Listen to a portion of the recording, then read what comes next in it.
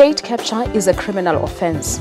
Zuma must go. These were some of the writings on placards during Cosatu's nationwide strike against corruption yesterday. The march received support from the Chamber of Mines, the Gauteng African National Congress, and from the South African Communist Party. But did you get a sense of purpose? That's the question. Dr. Crispen Chinguno is a specialist in labor studies at the Society Work and Development Institute within Wits University, and he joins us this morning to have a look and analysis on the march. Dr. Chinguno, good morning to you, and thank you so much for coming through. Good morning, viewers. Thank you so much indeed. If you take a look at the march yesterday and you compare it to the Cosatu march back in 1987, has the support and perhaps the impact changed? Did yesterday's march have that punch? Yes. When you look at what happened yesterday, there are a number of changes when we look at what the trade union represent in as far as the general working class and the general working force. Because where in the past the trade unions used to be sort of the voice for the ordinary workers, but that has changed in a way. It's not only about Cosatu, but the general crisis in as far as the trade union movement is concerned, in terms of facing a general decline because of a number of reasons why this is the case. For example, you would find that the work itself has changed, and as a result, it has also changed the demographics in as far as who are the workers. The workplace now, when you compare it to the 1980s to the 1990s, is quite very different in terms of who is the workforce. And as a result, the membership of the trade union also has changed. Trade union don't necessarily represent the average workers at the workplace in the current dispensation, unlike in the past, where you'd find that the trade union will be sort of like a voice for the ordinary workers on the shop floor. That has changed. Yeah. Which is something that Cosatu's SG has sort of tried to explain, to say that the political situation in South Africa and whatever that is happening is sort of interrelated to what the workers are going through. Because I posed to him to say many people are saying that the march yesterday was not primarily on state capture and corruption, but it was sort of, under the presidential succession of the ANC. And he says that these things are interconnected. Yes, I would agree with him, and that is not very new. In as far as trade unions have always been important political actors when we look at our society and our history as a country, in terms of trade union has been sort of like at the center in terms of maybe trying to advocate for social justice for the ordinary citizens of this country. All right. So do you personally feel like the march itself yesterday sort of ignored workers' real issues and focused on issues that is outside the mandate of Cosatu?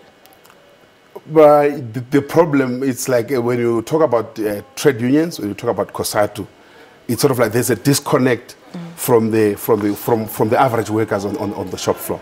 The average worker is not what Cosatu represents. It's not what an average union is not what represent. When you talk about trade unions, you are most likely to talk about the most privileged workers, some of the workers who are benefiting from the current sort of like sort of dispensation, where a number of the majority of the workers now, they are the youth, they are women, they are migrants. So as a result, they don't sort of in a way see their voices in sort of like for example, being sort of like articulated by Cosatu, or be it Cosatu, be it AMCO, be it any trade union for that matter, because most of the workers, they are not represented by trade unions. Yeah. The majority of the workers. All right. And we were talking off air about those that are for the march and those that are against it yesterday. Talk to us about the scenario that we have seen outplaying yesterday. It's quite interesting when you look at it, those that are for the march. On one side, we have got Cosatu, the South African Communist Party, and also the employers, the Chamber of Mines, and the ANC, the Gauteng province. And on the other side, we've got the new federation, SAFTU, and SAFTU, and AMCO on the other side. When I read that, what it means to me, it's we in a situation where the workers' voice is becoming more and more fragmented in a way, in as far as how much in terms of political influence that they can instead of a situation where we sort of in a way have workers coming together as a collective force in terms of, because the issues that are put, they sort of like in a way affect every citizen, every worker. But the problem is, when you look at it, it's sort of very clear that the voice of the workers is very much fragmented, and there's the unions have got very limited in terms of leverage, in terms of maybe how they can influence the political discourse in the country. Yeah. And what's the narrative in the latest academic research about labor movement in South Africa and its relevance really in terms of providing solutions that are needed? The labor movement still remains a very relevant and important institution within a liberal sort of like within a democratic dispensation.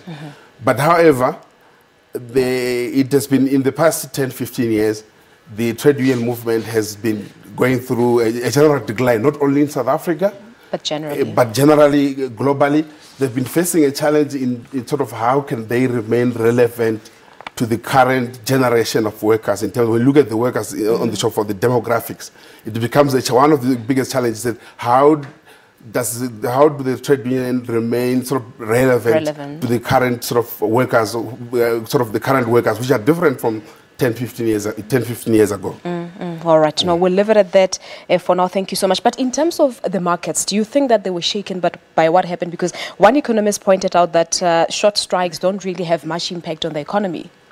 Just a quick one on this. Yeah, short strikes, like in this strike, it's quite very different in a way that it had also support of a lot of the employers on one hand.